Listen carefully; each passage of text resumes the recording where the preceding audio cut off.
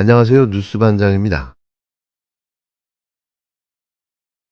윤석열 부부의 공천 개입 의혹, 그 핵심 인물인 김건희에 대한 검찰 수사가 본격적으로 시작됐습니다. 검찰이 이번 주 중 서울중앙지검 청사에 김건희를 피의자 신분으로 출석시키겠다고 공식 통보한 건데요. 이번 소환 통보는 단순한 출석 요구가 아니라 구체적인 날짜와 장소를 명시한 강력한 조치입니다. 사실상 더 이상 미룰 수 없다는 콜검의 결단을 엿볼 수 있는 대목입니다.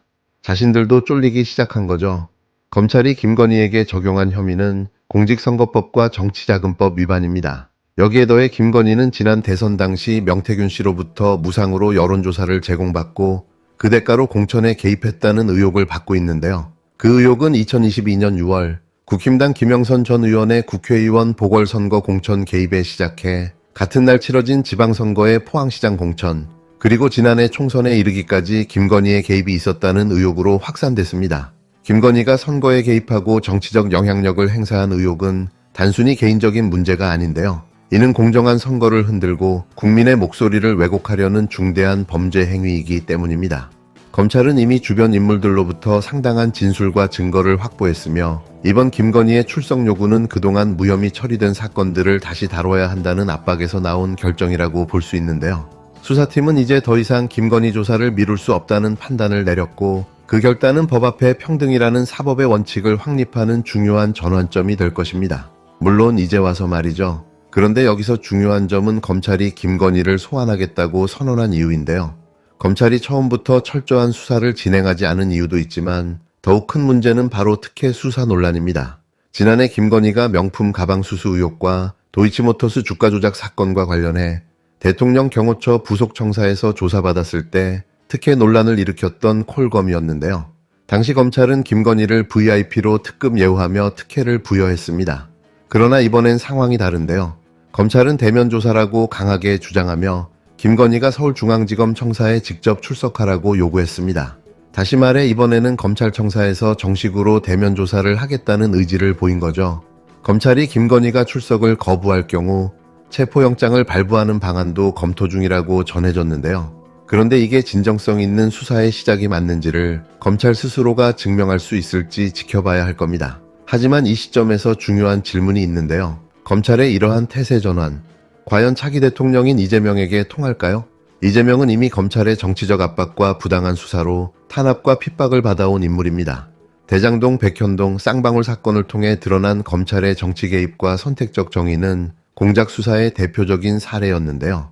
이런 검찰의 태세 전환은 누가 봐도 정치적 생존 전략이라는 걸 누구나 알 수 있는 거죠. 이재명에게 검찰의 이런 수사는 보여주기식 수사에 불과할 수밖에 없는데요. 이재명은 대선 후보로서 차기 대통령으로서 검찰의 김건희 수사가 단지 정치적 쇼에 지나지 않는다는 점을 이미 잘 알고 있습니다. 이번 김건희의 출석 요구는 단순히 시작에 불과합니다. 이미 미뤄왔던 도이치모터스 주가 조작 사건과 명태균 여론조작, 그 배후에 있던 윤석열의 역할 등 수사해야 할 사건들이 산더미처럼 쌓여 있는데요. 만약 검찰이 김건희 한 사람만 소환하고 끝내려 한다면 국민들의 신뢰를 얻을 수 없을 겁니다. 결국 국민들은 검찰이 여전히 윤석열의 칼 역할을 하고 있다는 점을 간파하고 있기 때문인데요. 결국 검찰은 이제 더 이상 기회주의적 태세 전환에 의존할 수 없는데요. 언제쯤 윤석열 부부에 대한 정상적인 수사가 이루어질까요? 이제 이재명 후보가 대통령이 되기까지 23일 남았습니다. 이재명 후보를 완벽하게 지켜야 합니다. 총기와 폭약에 의한 후보 테러 제보도 입수되고 있습니다. 결코 방심할 수 없습니다. 후보 유세 동선 주변의 범행 거점이 될 수 있는 건물과 유세 현장 외곽까지 철저히 점검하겠습니다. 이재명 후보의 안전과 경호를 총괄하는 테러 대응 TF의 단장으로서 선거 기간 동안 긴장과 집중력을 유지하며 전문 경호 인력을 중심으로 시민과 당원의 자발적 지원 활동까지 질서 있게 진행되도록 최총력을 다하겠습니다. 끝으로 모든 당원 동지들과 지지자 여러분께 부탁드립니다. 안정적 승리가 안정적 국가 위기 극복의 토대입니다. 상황과 상대를 경시하면 결코 안 됩니다. 극도의 신중함과 경계심을 잃지 말고 절제된 언행과 정성으로 최선을 다하여 빛의 혁명을 이은 빛의 선거에서 선거혁명을 이루고 나라를 살리는데 함께해 주시기를 간곡히 부탁드립니다. 실수하면 큰 죄를 짓는 선거입니다. 후보도 선대위도 절대 경계, 절대 긴장, 절대 신중, 절대 절제를 잃지 않겠습니다. 2025년 대한민국이 내란잔당과 국힘당 그리고 극우 세력들의 준동으로 미쳐 돌아가고 있는데요. 대선판을 아예 아수라장으로 만들어버린 거죠. 총기 테러의 폭발물 협박, 계엄령 망령까지 되살아났는데요. 또 사법부는 정치판에 기어들어와 중립을 포기한 지 오래입니다. 이건 투표가 아니라 민주주의 생존을 건 서바이벌 게임인데요. 대한민국이 이번 대선으로 민주주의를 지켜내야 하는 절대절명의 상황 속에 빠진 거죠. 드라마 더 글로리도 저리 가라 할 디스토피아. 지금 이 나라가 어디로 가는 건지 도무지 감이 안 옵니다. 야당 대선 후보가 총기 테러와 폭발물 협박에 시달리고 있다는데요. 내전이 벌어지고 있는 중동이나 남미의 어떤 나라도 아니고 2025년 대한민국에서 벌어지는 일입니다. 믿기지가 않는데요. 민주당은 급히 테러 대응 TF를 구성하고 시민 자율 조직까지 소집했습니다. 투표소 가는 게 아니라 전쟁터로 향하는 기분인데요. 누가 이 더러운 짓을 저질렀든 절대 용서할 수 없습니다. 반드시 뿌리째 뽑아내야 하는데요. 정부와 선관위는 당장 정신 차리고 투명한 수사에 즉각 착수해야 합니다. 국민은 겁먹지 않습니다. 민주주의를 총칼로 꺾으려는 자들의 큰 착각일 뿐인데요. 그런데 국힘당은 이 와중에 입 다물고 침묵하고 있습니다. 침묵은 동조인데요. 눈 감고 고개 돌리면 공범이라는 뜻인 거죠. 네, 지금 대통령 후보님께서 입장하고 있습니다. 모두 자리에서 일어나 박수와 환영하는 분들.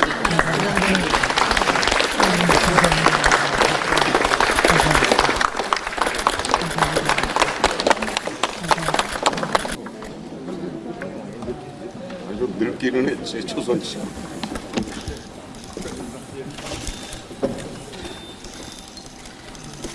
한덕수 후보 사무소 분석가 먼저 나가주시죠. 예, 급하게 소집한 의원총회인데 이렇게 나와주셔서 감사의 말씀을 드립니다.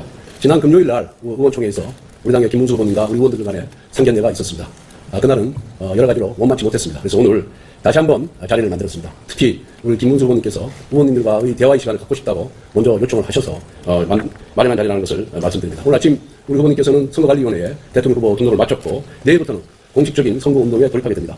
여러 가지 우여곡절이 있었지만 당원들의 뜻이 우리 김문수 후보님에게 있는 만큼 이제는 그러한 과거의 우여곡절은 다 잊어버리고 김문수 후보님을 중심으로 우리가 똘똘 뭉쳐서 정권 창출을 위해서 매진해야 될 것이다 이렇게 생각을 하고 있습니다. 의원님들의 적극적인 협조와 응원 그리고 선거운동을 기대합니다. 감사합니다. 그러면 김문수 후보님을 자리에 모시겠습니다. 존경하는 우리 국민의힘 국회의원님 여러분, 그리고 국민 여러분, 우리 국민의힘 대통령 후보 김문수입니다. 먼저 이 뜻깊은 자리를 마련해주신 권성동 원내대표님을 비롯한 원내 지도부, 바쁘신 중에도 함께해 주신 여러 국회의원님들께 깊이 감사드립니다. 또한 국민의힘 대통령 후보 경선 과정에서 아낌없는 지지와 조언을 보내주신 많은 분들께 깊이 감사드립니다. 경선 과정에서는 때로 의견이 다를 수 있습니다. 때로는 말과 행동이 상처로 남기도 합니다. 국민의힘 대통령 후보로서 저 역시 더 넓게 품지 못했던 점에 대해서 이 자리에서 진심으로 사과드립니다. 특히 국민 여러분 얼마나 애를 태우셨습니까? 진심으로 사과드리고 더 잘하겠다는 다짐의 큰절을 국민 여러분들께 올려드리겠습니다. 제가 부족한 점이 많지만 우리 대한민국을 위해서 그리고 국민 행복을 위해서 저희 큰절을 받아주시면 감사하겠습니다.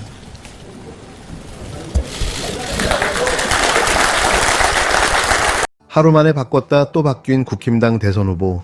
유심칩 바꾸는 것보다 더 쉬운 이런 대선 후보를 본 적이 있습니까? 어제는 집단으로 쫓아내겠다고 몰아세우더니만 오늘은 다시 환영한다며 김문수를 향해 기립박수와 악수를 청했는데요. 이쯤 되면 이 집단을 뭐라 불러야 하는 걸까요? 그냥 환자들 아닙니까? 기가 차서 말도 안 나옵니다. 저는 앞으로 이들을 환자들이라고 표현할까 합니다. 윤석열, 저는 이 이름 들을 때마다 짜증과 분노가 밀려오는데요. 헌재가 중대한 위법으로 파면시킨 그 쿠데타 주역이 망령이 되어 국힘당을 좀비처럼 휘젓고 있습니다. 2014년 12월 3일 계엄령을 기도한 시도는 명백한 쿠데타였는데요. 헌재가 국민 신임을 배반한 행위라고 파면했는데도 아직도 국힘당은 윤석열의 그림자에서 벗어나지 못하고 있습니다. 결국 선택은 분명합니다. 테러와 계엄령 망령, 무당정치와 뉴라이트 괴담에 나라를 또 맡기겠습니까? 아니면 투표로 촛불을 다시 밝혀서 민주주의를 지켜내겠습니까? 이번 선거는 단순한 정권 교체가 아니라 국가 회복 프로젝트입니다. 2025년 6월 대한민국이 디스토피아에서 벗어날 마지막 기회인데요. 윤석열 국힘당 그리고 그 뒤에 숨어 나라를 농단해온 세력들 이제 그만 손 떼십시오.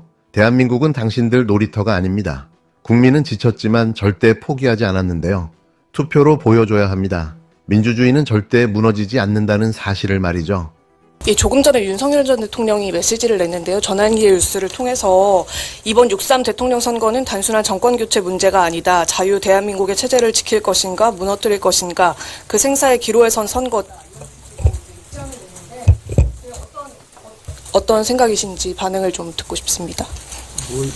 잠시만요. 그러니까 윤석열 전 대통령이 전환길 씨를 통해서 입장을 냈다고요? 네, 그 부분은 제가 짧게 말씀을 드리는데요.